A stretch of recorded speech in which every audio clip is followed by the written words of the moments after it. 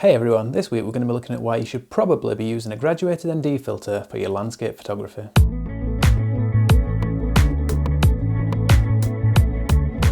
So what is an ND filter? Well, it's a neutral density filter, and basically it stops or it reduces the intensity of all wavelengths of light coming into your camera. So that means that it will reduce the amount of light, but it shouldn't alter the colour in your image, the hue and things like that. So these tend to get used in all kinds of creative ways.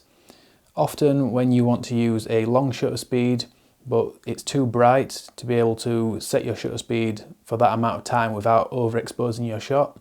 And a graduated ND filter is one where you have part of the filter with the ND effect, so the dark area here at the top, which is semi-opaque, and that gradually fades out into a transparent area which allows all the light through. And these are useful for when you want to darken part of your image, often for skies. They come in different strengths, so that's often defined in how many stops of light they block coming into your camera. And they can either be soft or hard, or varying degrees of either soft or hard. So this is quite a soft grad. You'll see the graduation is quite smooth and fades out gently.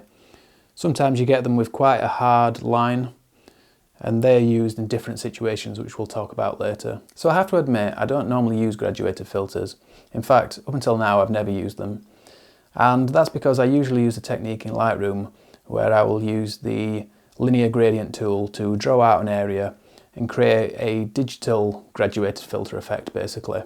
But recently, H&Y kindly sent me a whole bunch of filters and accessories for their REVORING system. And that's a really cool system which allows you to attach this onto your lens. So you'll see here it changes in size and grips onto various size lenses. And that means you don't need to have a whole set of different sizes of filters for each lens that you own. This will cover everything from 67mm up to 82mm, and I believe they also do different size ranges as well. So this is great. You can just pop this onto your lens, and then you've got magnetic elements which attach onto there, into which you can put your filters. So it's a really quick and convenient system, and it also saves you money because you don't have to have multiple versions of the same filters, basically. So I'm going to head out now, and I'm going to go get some shots as the sun's going down with the bright sky and the darker foreground landscape.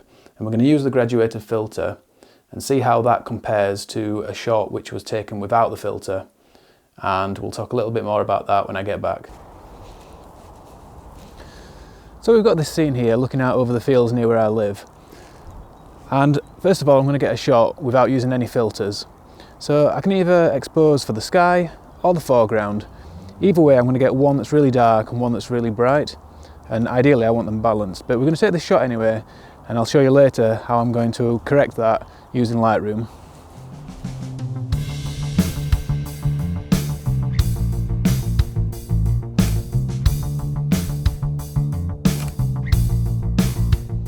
Okay, so now we're going to take one with the Grad filter. First I'm going to attach the REVORING. Just pop that on there, like that. Then I need to attach this bridge element. It's magnetic, so it just pops straight on there. And then we need to get out the graduated filter. So I'm just going to pop this in to the filter holder.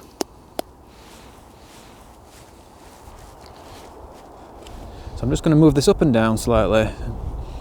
I don't want it too low. I want to make sure I've not really got any of my hills in the distance on the horizon there. I don't want any of those covered up by the filter. So I'm just making sure that I've got that just in the sky, and then it fades out just before the horizon. And then I can take that shot.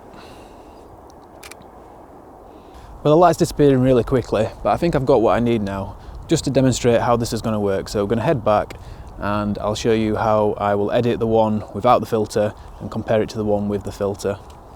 Okay, so we're back now. Let's have a look at those shots in Lightroom.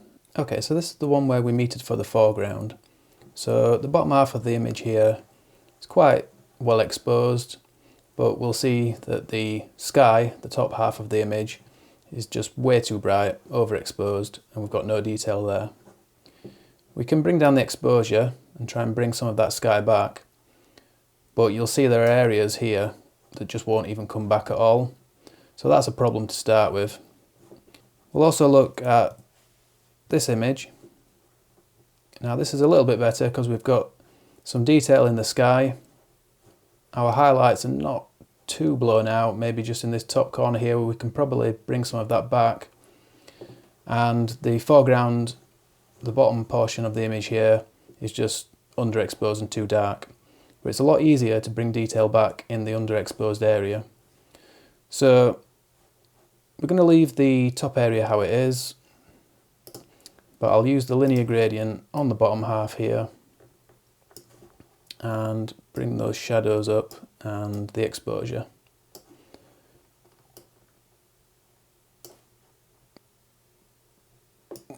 That doesn't look too bad. However, if we take a closer look at that, we'll see that we've introduced quite a lot of noise. So this was taken at ISO 64. However, bringing up the shadows is the equivalent of raising your ISO basically, and it's introduced all of this noise. And you can mitigate that to some extent by using the noise reduction tool, so bringing up the luminance slider here to soften that. However, you lose a lot of detail that way. You see in the trees here we've lost quite a lot of detail. If we take that noise reduction back off, we get the detail back, but we also get the noise. But we're going to look at this one now. So this was taken with the graduated filter. So the filter was covering the sky area, darkening that, and that meant that we could have an overall exposure which captures the foreground not too badly. It's a little dark, but as we've seen, we can bring some of that detail back. But crucially, we haven't overexposed the sky, and it's all in one shot. So if we use the linear gradient tool now, just bring that up to about there, bring some shadows back. I don't have to bring quite as much back now. I'm just raising the shadows here. I'm not altering the exposure. I might just bring it up just a little bit, but I'm not really altering that very much. And that means that if I zoom in on this now, we don't have half as much noise. And this is the real benefit for me. If you really want that high quality image, then you really need to use a graduated filter. Either that, or you can take two different shots and blend them together, but it's much less work with the graduated filter because you get it all in one shot. So I'm going to play around with this a little more, and when I've finished editing, I'll throw that up on screen.